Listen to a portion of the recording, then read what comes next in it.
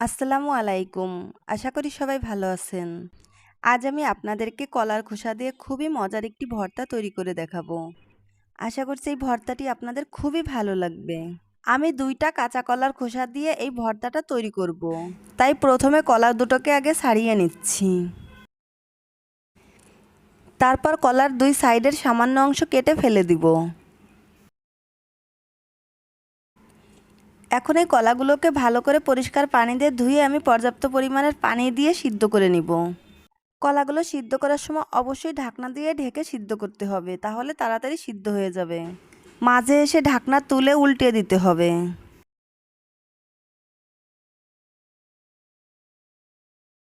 আমার কলা কিন্তু একদম সিদ্ধ হয়ে গেছে। এখন আমি পানি থেকে তুলে নিচ্ছি। কলা ঠান্ডা হওয়ার পর আমরা খোসাটা ছাড়িয়ে নিব। এভাবে আস্তে করে টান দিলে আলগা হয়ে খোসাটা বের হয়ে আসবে। আর এই খোসা দিয়েই আজকের মজার ভর্তাটা তৈরি করব। এখন এই খোসাগুলোকে আমি একটা ছুরির সাহায্যে ছোট টুকরো করে কেটে নিচ্ছি। এবার একটা প্যান আমি চুলায় বসিয়ে এর মধ্যে দিয়ে দিচ্ছি 2 টেবিল চামচ সরিষার তেল। তারপর এর মধ্যে আমি 7-8টা লাল মরিচ দিয়ে দিচ্ছি। আরও 2টা ভর্তা করার জন্য আমি মরিচগুলো একসঙ্গে ভেজে নিচ্ছি। মরিচগুলো যখন ভাজতে ভাজতে কালচে হয়ে যাবে তখন আমি প্যান থেকে তুলে নিব। তারপর আমি একই প্যানের মধ্যে 4-5 কোয়া রসুন দিয়ে দিচ্ছি। এরপর দিয়ে দিচ্ছি 4টা পেঁয়াজ কুচি। ভর্তায় পেঁয়াজ কুচিটা বেশি দিলে খেতে ভালো লাগে। এবার পেঁয়াজের মধ্যে সামান্য লবণ আর সামান্য হলুদ দিয়ে দিব। এখন নেড়েচেড়ে সব কিছুকে একসঙ্গে মিশিয়ে নিব। পেঁয়াজ যখন ভাজতে ভাজতে হালকা কালার চেঞ্জ হবে তখন আমি দিয়ে দিব চিংড়ি মাছ। আমি এখানে 1/4 কাপ ছোট চিংড়ি মাছ নিয়েছি, আপনারা চাইলে বড় চিংড়িটাও নিতে পারেন। এবার আমি পেঁয়াজ আর চিংড়ি মাছকে কিছুক্ষণ ভেজে নিব।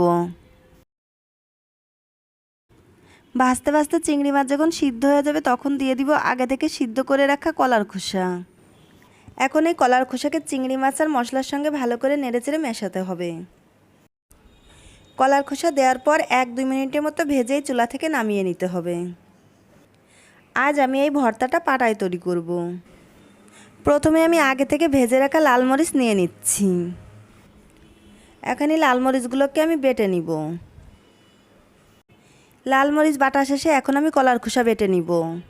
এজন্য আমি কলার খোসাগুলো নিয়ে নিচ্ছি। এখন যতটা সম্ভব মিহি করে বাটতে হবে। তবে আপনারা এই ভর্তাটা সহজে করতে চাইলে ব্লেন্ডারে ব্লেন্ড করতে পারেন। আমার কাছে পাটায় বেটে ভর্তা তৈরি করলে বেশি ভালো লাগে, তাই আমি আপনাদের সঙ্গে পাটায় বেটে শেয়ার করলাম।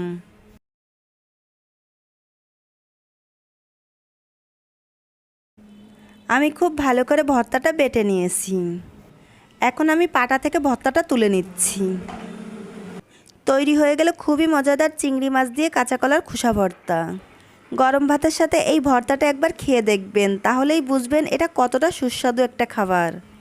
আশা করছি আমার রেসিপিটি আপনাদের ভালো লেগেছে। ভালো লাগলে বাসায় অবশ্যই একবার ট্রাই করবেন আর আমাকে কমেন্ট করে জানাবেন কেমন হলো।